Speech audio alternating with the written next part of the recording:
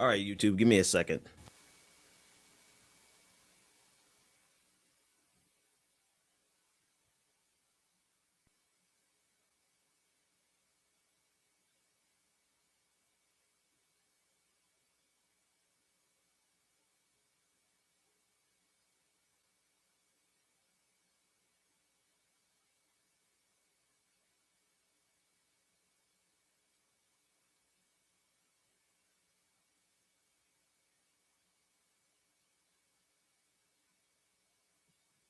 Just trying to switch over really quick from Wi-Fi to hardline, so I don't have any problems. So give me about 30 more seconds. Hello,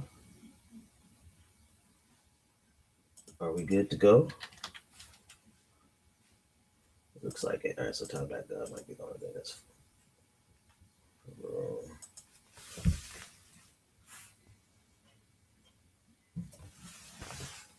And here we go. It's the Benjamin Dixon Show. Your mission, should you choose to accept it, is not merely peace in our time, but peace in all time. I have no fear whatsoever of anybody or anything. Did you think no one was watching? Injustice anywhere is a threat to justice everywhere. your mission. Suppose we go where no man has gone before. To reclaim the American dream, To be given the right of human beings to be afforded equal rights and equal opportunities. It's the Benjamin Dixon Show.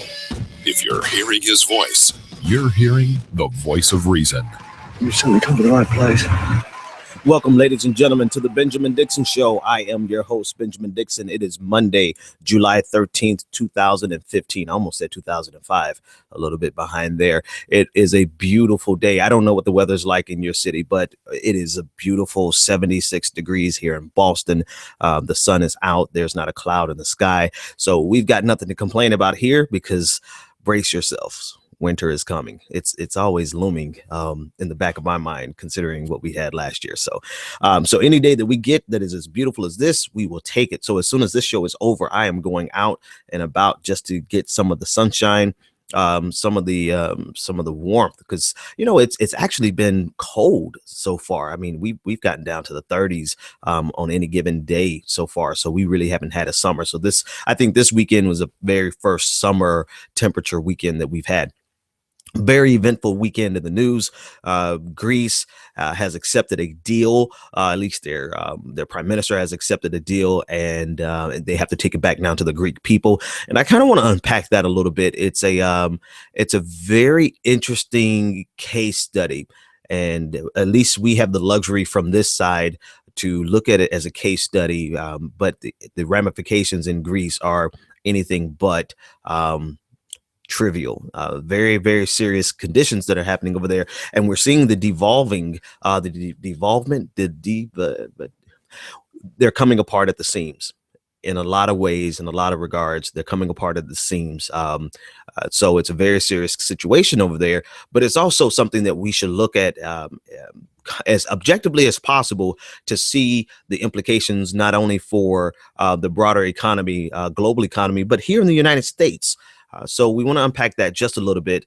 And then also over the weekend, just a continuation in the 2016 election. We see Donald Trump is leading in the Republican. I think he's only second to Scott Walker, who has not officially announced. He's scheduled to announce today, Scott Walker of Wisconsin. And the polls indicate that once he announced, he would be the front runner above Jared Bush and Donald Trump. But as of right now, of the people who have cast their lot into the clown car that is the Republican Party, right now, Donald Trump is the front runner. And that's problematic for the GOP because well, for so many reasons. So we'll unpack that. Bernie Sanders is still doing good in the polls. He's growing. Crowds are still growing. We see he's. I don't know why people put any weight on this metric, but people are looking at the number of Facebook likes that he gets. And to be honest with you, Facebook likes are pretty easy to come by. And I know it doesn't signify a bad thing. right? So I guess it's okay to give that metric, but I don't put any weight on Facebook likes because it's not a good metric, but he is growing at a faster rate than Hillary Clinton is on Facebook, so they are touting that statistic, and so there are a couple of articles out with regard to his performance and where he's going, and then last but not least, I want to talk about I started talking about the Christian persecution complex on Friday, and I didn't get that much time to finish talking about it, and I had some people who wanted to call in and talk about it. And I don't know if they're going to call in today, but I want to finish the conversation because I wrote an article over at Pathos, and it has been needless. It's been widely accepted.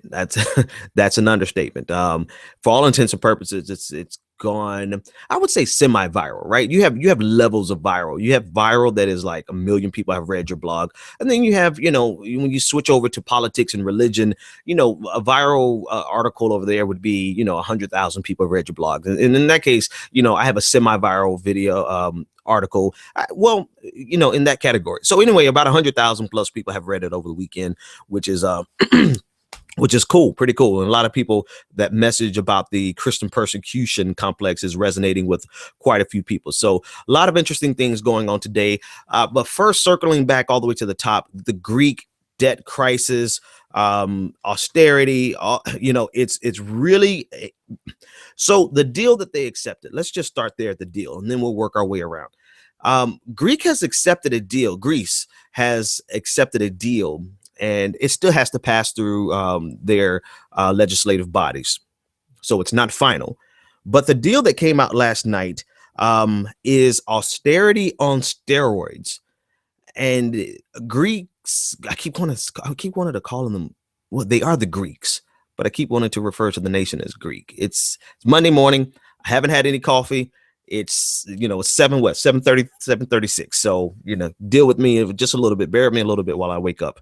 But anyway, the Greek deal, they're now accepting, if their legislative bodies accept it, they're going to accept pension reform.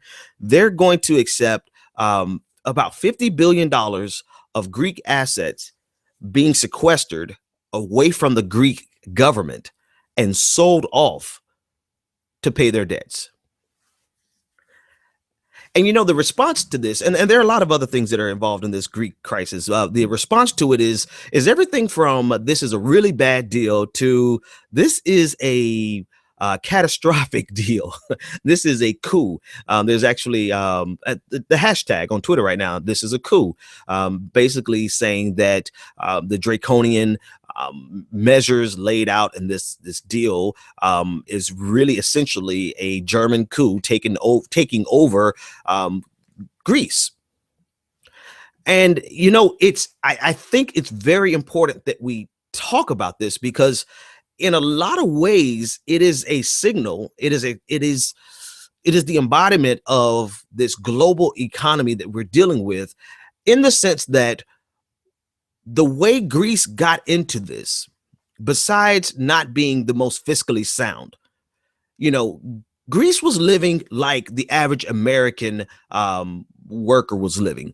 They were living in 2008, pre-2008. We were all living slightly beyond our means, because we believed that the credit markets would continue to lend to us. We believed that our houses would continue to grow in wealth. Little did we know that there were some economics, I don't want to call them tricks, but there were some financial tricks that were being done on Wall Street that would lead to the global recession of 2008 and 2009 that would immediately dry up all of the credit markets. And so all of a sudden, when everything was fine because we could always get more credit to cover our debts, we were taking risky investments, we were living beyond our means, all of a sudden that lifestyle that has been promoted by, that has been fostered by this neoliberal economic system that we live in, all of a sudden the support, the financial mechanisms that kept that sustained, dried up. And this happened not only to the individual worker, the individual American, but this happened to the entire nation of Greece.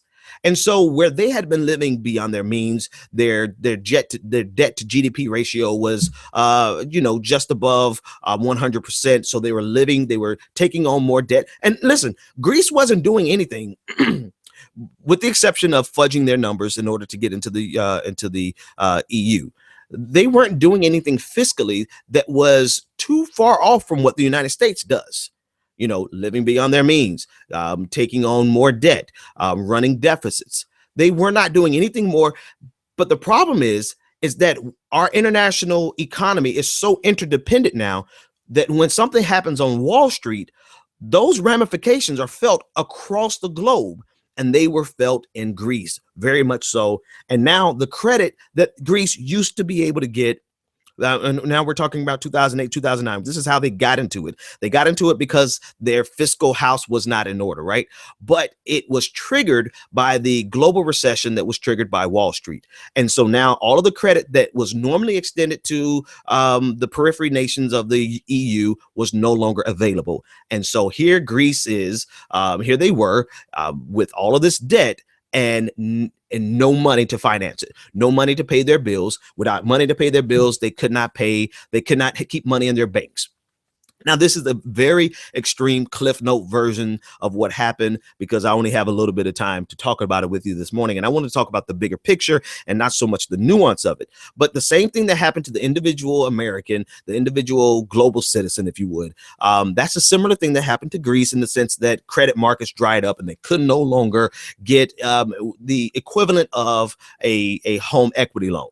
They could no longer extend their debt and pay for their expenses. So that's how it was triggered. It was triggered by the global recession. And that speaks to the trouble that comes along with being such an interdependent global economy. And that speaks to whether or not the questions that we should be asking with regard to the TPP, the Trans-Pacific Partnership, because the more in bed we get with other economies, the more susceptible we are to the fluctuations in their independent economies. Basically, what happens in Taiwan now, what happens in Beijing now, what happens in Russia now, the more we get in bed with them, the more negative and effects it has on us. Here's the difference, and here's why Greece is in so much trouble. It's because they don't have the luxury of monetary policy because they are tied to the euro. They are in the eurozone. They are part of the nations, the subset of nations that use the euro as a currency. They no longer have their independent. Well, we have the dollar in the United States. They no longer have the drachma. They got rid of it. I forgot which year they entered into the EU, but now they are a part of the eurozone, which means that in the United States, whenever we have a credit crunch, we see quantitative easing. We see the federal government, actually not the federal government, but we see the Fed, the central bank, print more money, and that's a means of loosening up the credit markets. Greece doesn't have that option. Greece is completely and entirely tied to the euro. And their entire monetary policy is dictated by the ECB, the European Central Bank. Now, that ties their hands completely. They are unable to take any type of measures that would bring them, that any normal nation would be able to do to bring them out of their crisis. And so now they are at the mercy, quite frankly, of the European Union, particularly Germany, who has demanded such strict austerity over the last 5 years that it has made the problem worse, where they could have, if they had their own monetary policy, their own currency, they could have printed more money. Yes, that would have triggered a bit of inflation. And this is an economic episode this morning, but that's fine. We'll get to some politics in the next segment. But I'm drawing this picture because I want you to see the parallels to the American economy and to policies that, quite frankly, the Republican Party wants to institute here in the United States. Germany has demanded austerity over the last 5 years from the Greek economy, and we have seen it's the data has proven that these economic austerity measures have triggered a deeper recession in the Greek economy. And so anytime you see austerity, Austerity is simply when you either raise taxes or you dramatically cut spending. Most likely, you're going to dramatically cut spending because no neoliberal economy these days is going to raise taxes. That's like an anathema to them, even though raising taxes is pretty reasonable. And the number one reason Greece is in the problem that they're in now is because they could not collect sufficient enough taxes to cover their burdens, their debt burdens. But I digress. They weren't going to raise taxes, so they took draconian cuts. And the last holdout for cuts were the pensions. And now with the deal they got last night, they are even getting access to the pensions. And so now they have taken 5 years of austerity, gone into a deeper recession. They have not fixed the debt crisis. They're becoming slowly but surely, right before our eyes, they're becoming destabilized. And we're seeing the development, or I guess the anti-development, the devolving into, quite frankly, to a failed state. Greece can become a failed state in that regard. And it's because of the interdependence. I mean, the interdependence of our global economy. It's because of their dependency on a currency that they don't control. And now it's being pushed and sustained and made worse by austerity that's being forced down their throats by Germany. The moral of the story is, we can no longer run headlong into these global partnerships, economic partnerships, without considering the long-term ramifications. We can't, in our own economy, we see across the globe that austerity does not work. Austerity makes it worse. Austerity is going to make any financial situation, any economic situation, it's going to make it worse. And we've seen that with Greece. We've seen this over and over again. And it's like a recurring theme. It's like, did you not learn in the first 5 years between 2008 and 2013? Did you not see that these austerity measures have increased, have made the recession deeper and worse for them to come out of? And there's a lot of parallels. I read an interesting article this morning, a lot of parallels with 1919 Treaty of Versailles, I believe, where they took draconian economic measures punitive measures against Germany. And somebody commented and asked Angela Merkel, Prime Minister of Germany, if I got her title wrong, charge it to my head. They asked her, is this comparable to what happened in 1919, which ultimately led to World War II? And she just kind of brushed the question off, I'm not going to reflect on history because I wasn't there and I wasn't involved.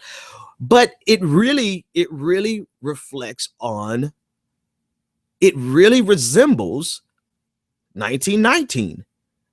The punitive measures taken by Europe against Germany in the wake of World War I, which ultimately destabilized the German economy.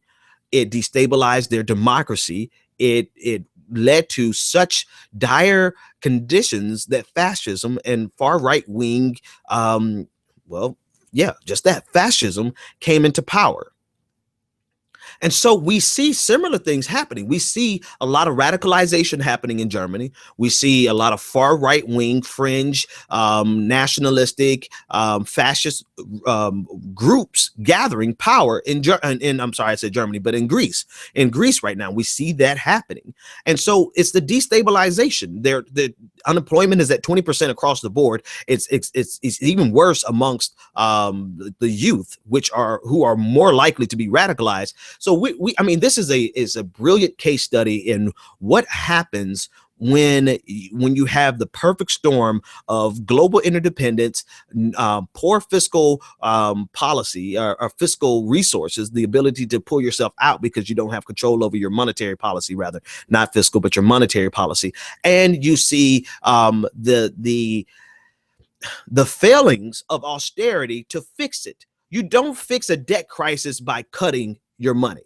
You fix a debt crisis by growing your way out of your money. And this speaks to the biggest lie that is perpetuated and promulgated by right-wingers across the globe. Cutting spending does not grow the economy.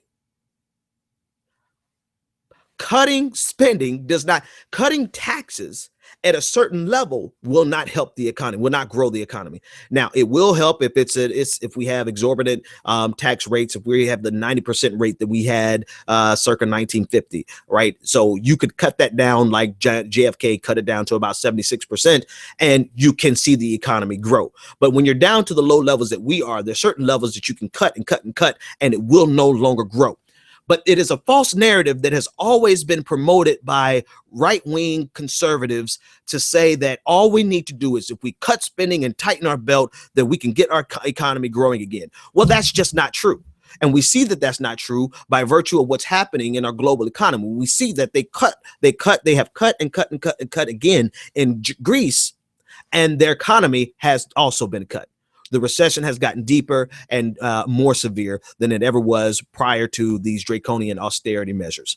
So with that being said, we need to really question for instance, today we see Hillary Clinton is coming out with her economic platform. She's the very first person, Democratic or Republican, coming out with an economic platform. And it will be interesting to see to have it juxtaposed to what's happening in Greece so that we can see what she stands for and actually just see what it looks like compared to what's happening in the broader global economy, along with the backdrop of the TPP. But I'm more interested in seeing what these Republican candidates are offering, because we see on Friday, we talked about Jeb Bush saying that, we can grow at 4% if Americans just work harder. So I'm very interested in seeing what in the world could they do?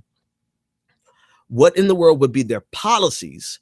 Because generally they come with a combination of let's cut spending and let's cut taxes and cast that as the means of economic growth. But we see now, we absolutely know cutting spending does not stimulate economic growth. And cutting taxes at a certain level won't do it either. All right, folks, we're going to take our first break. After this break, when we come back, we're going to deal with Donald Trump's Republican Party. It is now his party. He is the front runner, and there's nothing that the GOP can do about it. And that terrifies them.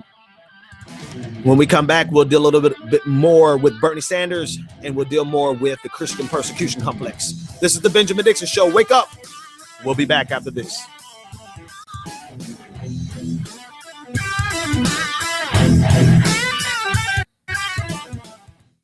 When you're ready to lose weight, why count, track, and worry over every meal? Jenny Craig makes it simple. Just walk into a neighborhood Jenny Craig center or give us a call. You'll meet your dedicated personal consultant who helps you reach your goals. Together, you'll pick out delicious Jenny Craig foods that you'll love and design a menu that fits your life. And the best part is that you can get started losing weight right away. Don't wait any longer to take advantage of our best offer ever. Call 1-800-JENNY20 or visit jennycraig.com.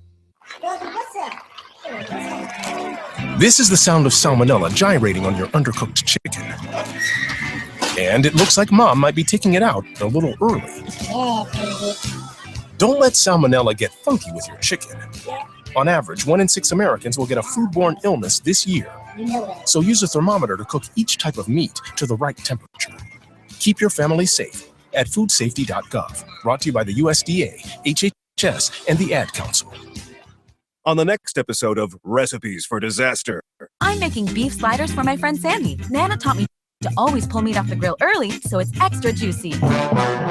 Use a food thermometer to ensure ground beef is 160 degrees, or you could make people really sick. Sandy didn't think twice about the slider she ate until yoga class, when a nasty case of food poisoning turned her downward-facing dog into upward-moving lunch. Watch Recipes for Disaster at foodsafety.gov and learn the steps Maria unwittingly leaves out. Brought to you by the USDA, HHS, and the Ad Council.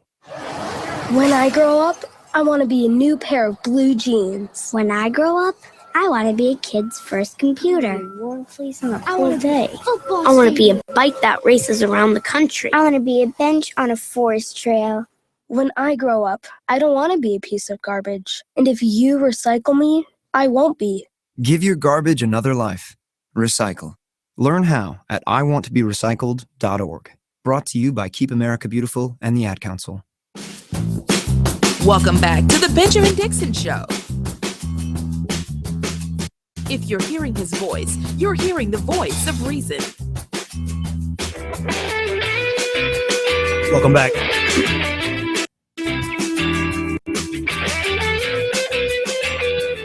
So Donald Trump is surging in the polls, and that is terrible news for the Republican Party.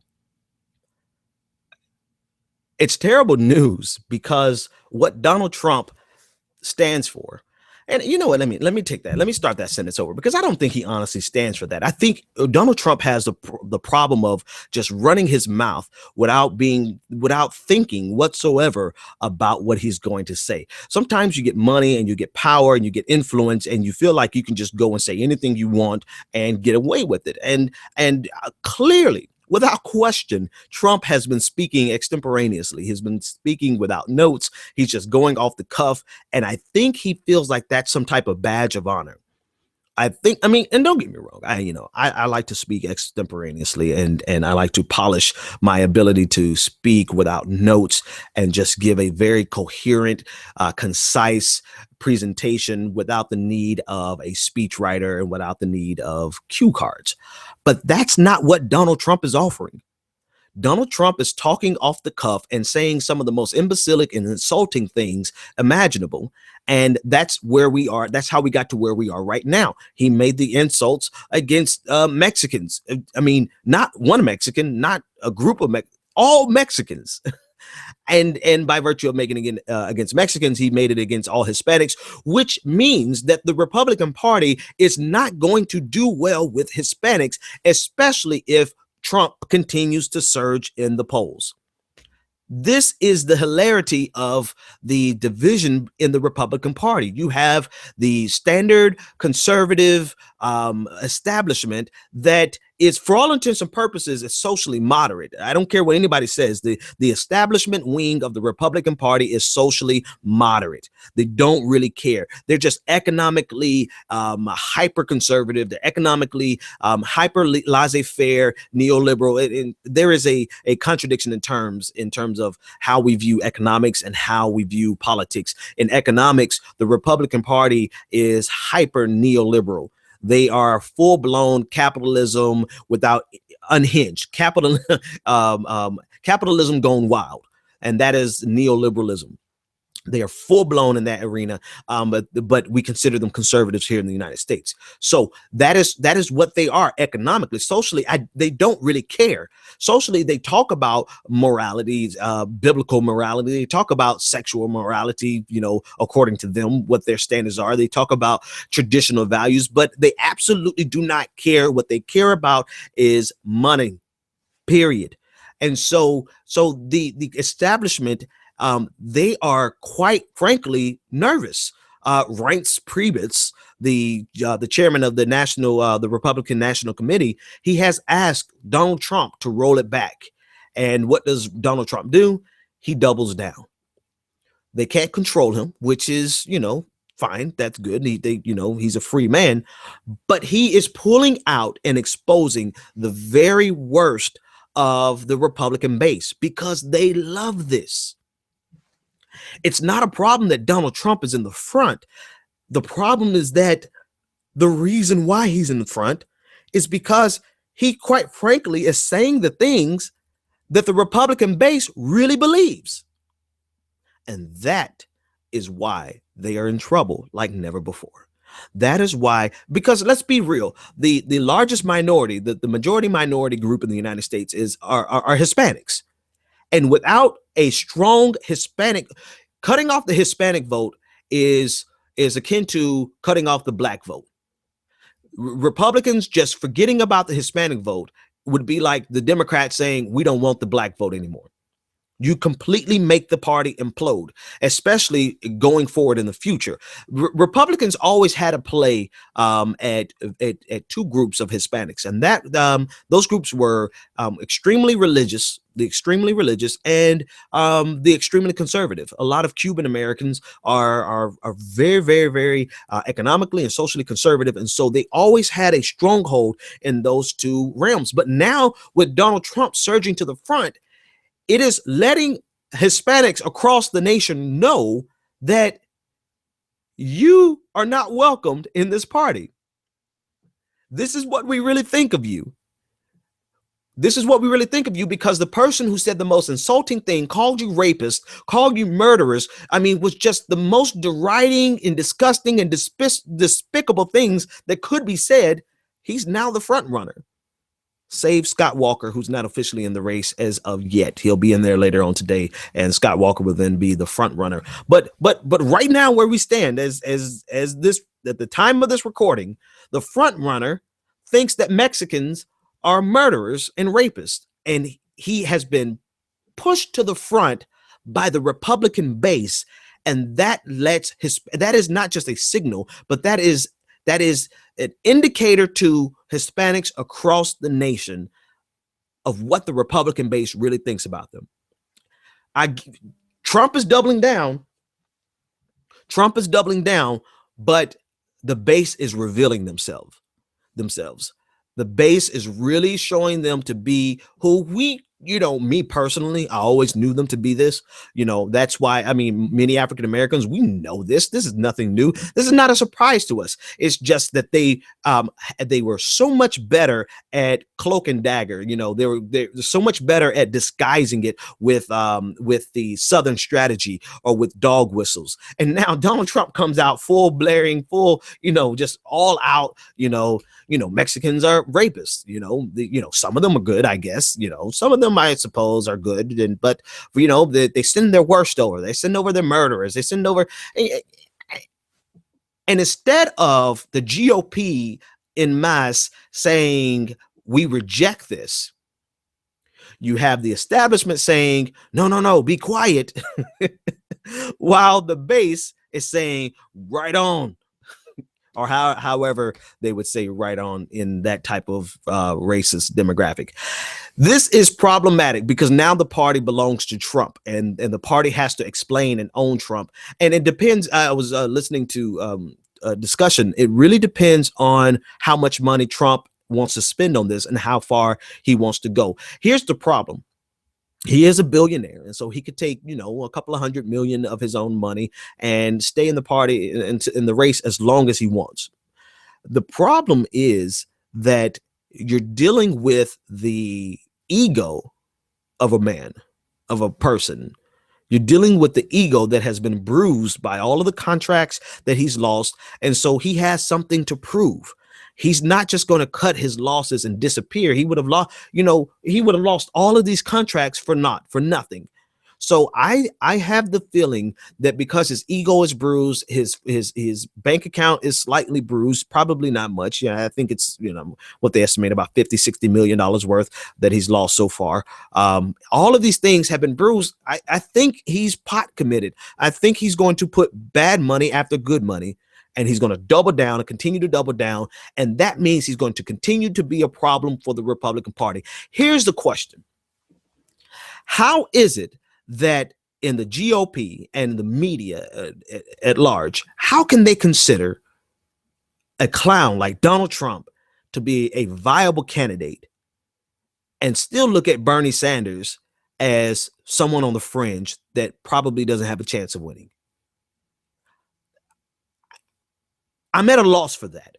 I understand how the GOP could do that, right? Because they just want to dismiss anybody who is progressive, anyone who's non-establishment. I get that. But how is it that the media is still pushing Donald Trump? They give more. I know the media is out for sensationalization. I know that they're out for, maybe Bernie Sanders is just not exciting enough. And I think that's a problem. That's a narrative that is problematic in our American society. And I guess I just answered my question. Bernie Sanders is just not as exciting. He's not going to, people are not going to tune in as much to hear something that's actually good for our nation. They're going to tune in to see this buffoon of Donald Trump parade around and say racist and misogynistic and just hateful and stupid things, quite frankly. That's what I presume that's what they believe the American people want. And so that's the question. Are we more excited about the foolishness that Trump offers than we are about the legitimate alternative that Bernie Sanders presents to the establishment? I like the way Tom Hartman phrases it. He says it's not about Democrat versus Republican. It's about Washington insiders versus outsiders. It's about establishment versus the anti-establishment. And so in that regard, in so many respects, Hillary Clinton may as well be Jeb Bush, but a real outsider it would be Bernie Sanders. And so I'm just completely at a loss with regard to that, because I think that in terms of what we demand as a body politic, that's what they're going to give us. And so long as we're looking for sensationalized media, they're going to continue to put Donald Trump on, on a recurring loop all the time, even talking about him on Meet the Press. I remember when Meet the Press used to be the upper echelon of political commentary and media. And now they've gotten into the same thing of just these incessant loops of the idiocy that is the Republican Party. And so here we are stuck with conversations about Donald Trump versus conversations of whether or not Bernie Sanders is even a viable candidate. Notwithstanding the fact that Bernie Sanders is surging in the polls, he has the biggest crowds of anybody, and Trump. Here's another thing. I guess maybe I'm doing the same exact thing I'm complaining about. But I have to juxtapose this. Trump got a crowd size of about 4,000, 5,000 this weekend, which is indicative. It shows the level of support that he gets from that type of person, the type of people who think this way with regard to minorities. But still, 5,000 pales in comparison to the 10,000 that Bernie Sanders gets. So here he is. Here's Bernie Sanders with a viable alternative, with a strong campaign. We don't know how he's going to perform outside of Ohio and New Hampshire. Iowa and New Hampshire. But it seems like he's here for the long run. But we can't get some meaningful coverage with Bernie Sanders. We can't. Why? Because Americans like the sensational. We like the drama. We like the gossip. We like all those things that are counterproductive to a meaningful conversation here in the United States. And so we talk incessantly about Donald Trump, and we just dismiss Bernie Sanders as, I don't know, the guy who everybody loves but can't win. That's what the media says. But I digress. Here we go, folks. We're going to go to another break. When we come back, we're going to deal with a lot of other things. Tune in. You're tuned in to the Benjamin Dixon Show. Join the conversation, 857-600-0518. Looking for the right business opportunity? Need the right product, the right marketing plan, and the absolute best training in the world? Well, look no further. The Elite Team. Every leader in time excels. They believe the key ingredients in becoming successful in life and in business are just a keystroke away. Go to www.eliteteamsite.com. That's www.eliteteamsite.com. The Elite Team has a system in place that will move you closer to achieving your goals and dreams. Visit www.eliteteamsite.com or TonyFlemingEnterprises.com today. College is important, but it can also be expensive. College Planning Services is a group of educators, administrators, counselors, and other licensed professionals that work together to provide the necessary services, networks, and information to reach students that are serious about getting a college education. College Planning Services partners with financial institutions, corporate sponsors, and other major players in the global market to strategize in building a pool of information regarding financial aid, scholarships, and funding information to assist students in preparing to access the essential resources to build upon their path to an educational future. Learn more at collegeplanningtoday.com and let us help you start your college career.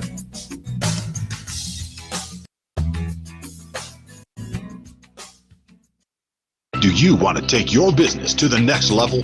Ultimate Business Solutions provides the support you need to increase your customer base and sell more products and services online. Specializing in graphic arts, web development, and internet marketing, Ultimate Business Solutions creates the face of your business. If you're looking for a customer logo, dynamic website, or popping marketing material, call Ultimate Business Solutions today at 404-704-2197 or visit www.ultimatebizsolutions.com. Ultimate Business Solutions. Let us create your future.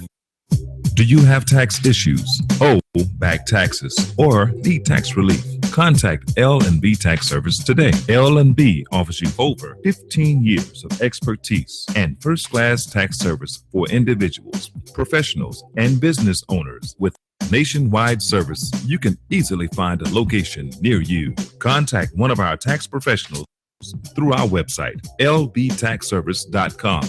That's www.lbtaxservice.com. L&B Tax Service Incorporated. Tax professionals that you can trust. You've tuned in to The Benjamin Dixon Show. All right. Okay. So during the break, I got an email. It's official that Scott Walker is now in the 2016 presidential campaign. He made the announcement. What's up with everyone making these announcements via Twitter and social media? I guess what happened to going out on a stage and anyway, that's not important. Scott Walker of Wisconsin, the guy that beat back a recall election. He's cut education. He's passed legislation that has severely weakened the unions. Basically has done everything, the wet dream of Republicans. And so he is the ideal candidate for the Koch brothers. He is the Koch brothers beckoning boy. And, I don't want to harp on this part because I know, as soon as you start asking about a person's education, everyone else turns like, oh, well, he's the average Joe and blah, blah, but, he didn't even finish college.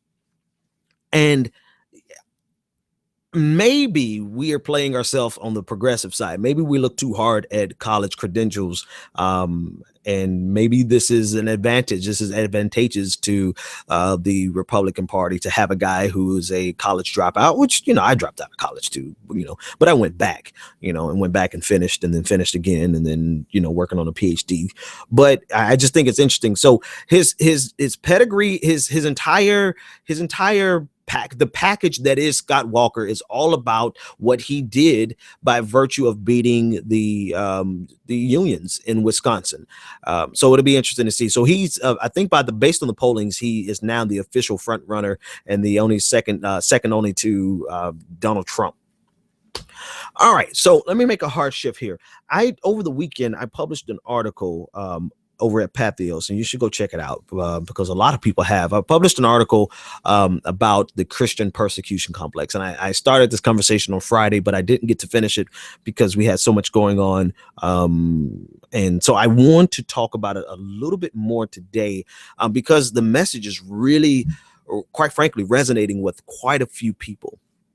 So there's a site called Open Doors USA that tracks the level of persecution for Christians across the world, and they have an article with the top 50 places where it is the most dangerous to be a person of faith, particularly a Christian, and they rank it from most severe to sparsely severe. From the most severe persecution to the sparse persecution. And out of the top 50, the United States does not appear at all. And that makes absolute sense to anybody who's rational. It makes absolute sense to people who can look at the news and can look at the economy and see the performance of religious organizations and see the performance of religious people. That, there's Christian movies, there are Christian, bookstores everywhere, billions of dollars of wealth in Christian communities. I mean, it's just there. It makes sense to the average person to believe that, out of the top 50 places in the world where Christians are genuinely persecuted, I mean, we're talking about being executed and being beheaded and imprisoned for life and being tortured because of your faith. Out of those 50 places in the world, the United States is not on there. It makes sense to people who are rational. But to a certain extent, I don't think we're dealing with rational people because they've managed to cast a narrative of their experiences in the United States as one of being persecuted and the end times. And, there's a video out by that clown, Joshua Feuerstein, talking about the Christian concentration camps and, just woe is me, it's the end of the world for Christianity. Yet and still, it is one of the most prosperous times for Christians in the United States of America. Christianity is flourishing. Churches are on every single corner. I mean, I don't know what percentage, probably 80% of our elected leaders identify as Christian. 70% of the American population identify as Christian. Christmas starts in November, October, basically. What else what is it that makes them feel as though they are being persecuted? And I had a chance to delve into that into the article, and quite frankly, it hangs on this premise that Christians believe, and I can attest to this because I am one, contrary to popular belief. Christians believe that they should be able to express and engage in their Christian faith publicly, but they go one step further.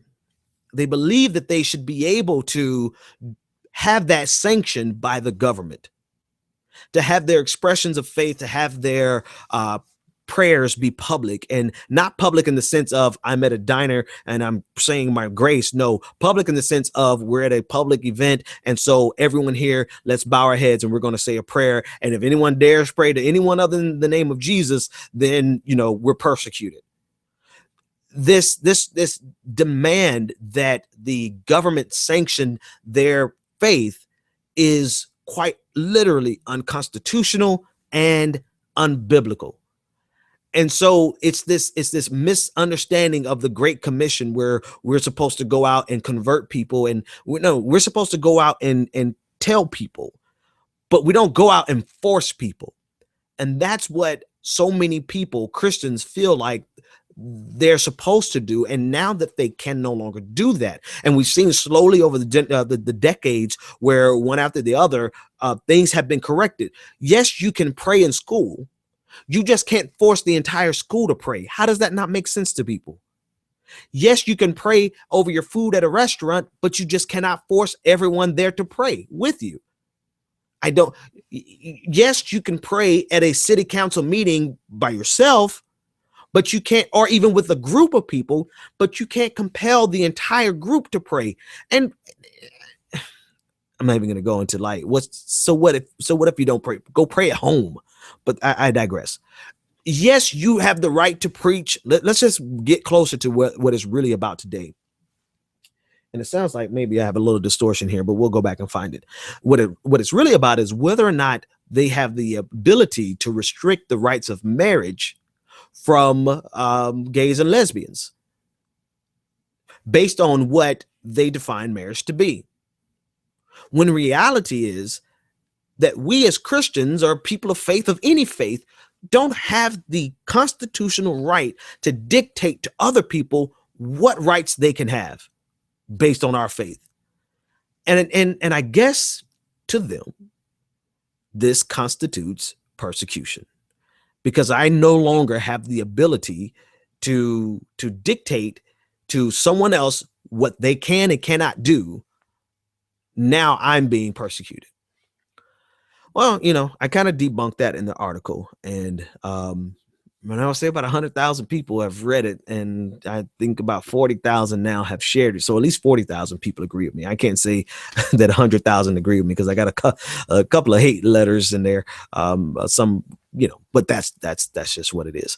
So anyway, folks, you know what? I'm going to make one more shift here, because it's well, we have about 10 minutes left. I'm going to sign off. Because, normally I say I have stuff to do. I do have stuff to do. I got a lot of important things I got to do. But you know what? A lot of people appreciate what we do here at the Benjamin Dixon Show. I appreciate being able to do it for you. But what I need you to do, if you want us to continue, I need you to share the videos. I need you to like. I need you to subscribe. I need you to do all those things that people ask you to do all the time. But here's the thing. I don't think anyone else is out there doing it like we're doing it. I don't think anyone else is out there in independent media. You do have folks like the Young Turks, and you have the David Pakman, and you have Secular Talk. You have a couple of good programs out there on YouTube. But I definitely know that our style and our approach and what we do is uniquely different than what they do. And I appreciate what they do, but we do it differently here. And so, but we can continue and we will continue, but we need your help. We need you to tell somebody about us. We need you to share our videos. If you ever share our articles, if you've ever liked anything that we've said, go and share that video. Go and tell more people about it. Get more people to listen in so that we can continue to do what we do with more people. The bottom line is that we just got to get the word out. And it's not so much getting about it's not so much getting the word out about me and the show. It's about getting the message out that we're carrying, because the message that we're carrying is so important to what's going on right now today. And one thing I get tired of is watching people play around on TV, and playing around on radio. It's too important. There's too many important things, too many important issues to be making a game out of all of it. And with that, I am going to sign off because I've got to go take care of some things that need to be taken care of. And because why not? I got 10 minutes to spare. So I'm going home. You guys have a good one. And until that moment comes, when we, the Americans, are able to accept the fact that on that continent we are trying to forge a new identity for which we need each other, that I am not a ward of America. I am one of the people who built the country. Until this moment. And we are brothers. It's not a question of Jews or Christians or Muslims. We're all in the same boat. We need each other. Love is a condition so powerful.